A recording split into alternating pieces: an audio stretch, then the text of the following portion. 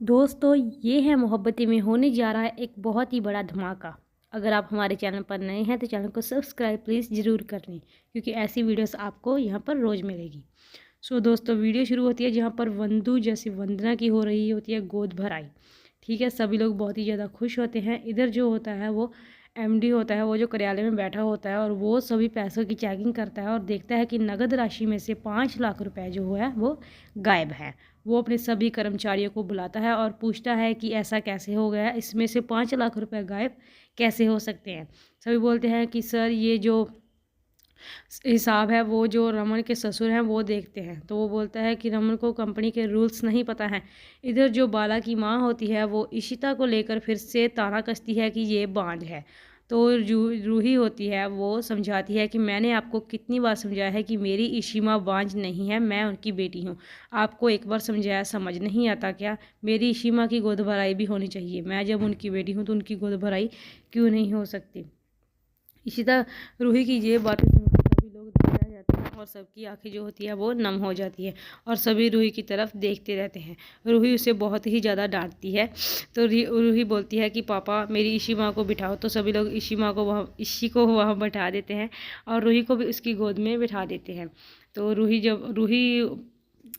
वो इशिता जो होती है वो रूही को चूड़ियाँ पहनाती है और वंदना को जो होती है वो शगुन देती है। रमन बहुत ही ज़्यादा खुश होता है और बोलता है कि देखो एक बच्ची को समझ आता है, मगर इन लोगों को समझ नहीं आता कि किसी को इनकी बातों से कितना हर्ट होता होगा।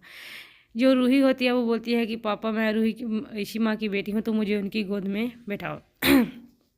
ऐसा लग रहा था जैसे फैमिली कंप्लीट हो गई है।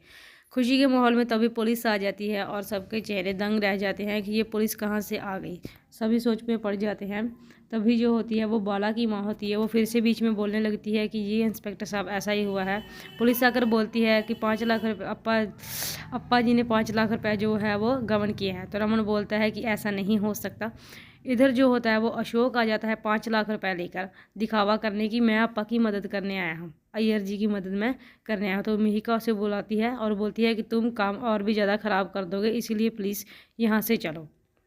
वो जब जाने को बोलता है तो अप्पा जो होते हैं वो बोलते हैं कि मेरे पास कोई भी बचत नहीं थी, इसलिए मैंने अपनी पत्नी का जो हार है वो गिरवी रख कर बंदूक की जो होती है वो मैंने गोद भराई का सारा अरेंजमेंट किया है।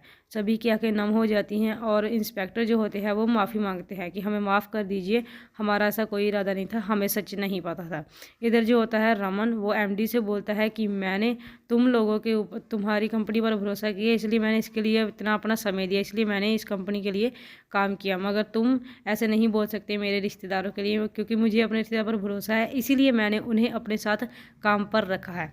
वो बोलते हैं कि ऐसा नहीं चलता। तो वो बोलते हैं, तो रमन बोलता है कि ठीक है, मैं आज के बाद तुम्हारी कंपनी के लिए कोई भी काम नहीं करूँगा, तुम्हारी कंपनी तुम्हें ही मुबारक। दोस्तों हमारा ये वीडियो आपको कैसा लगा प्लीज़ कमेंट बॉक्स में ज़रूर बताइएगा। अगर वीडियो अच्छा लगा हो तो वीडियो को लाइक करें।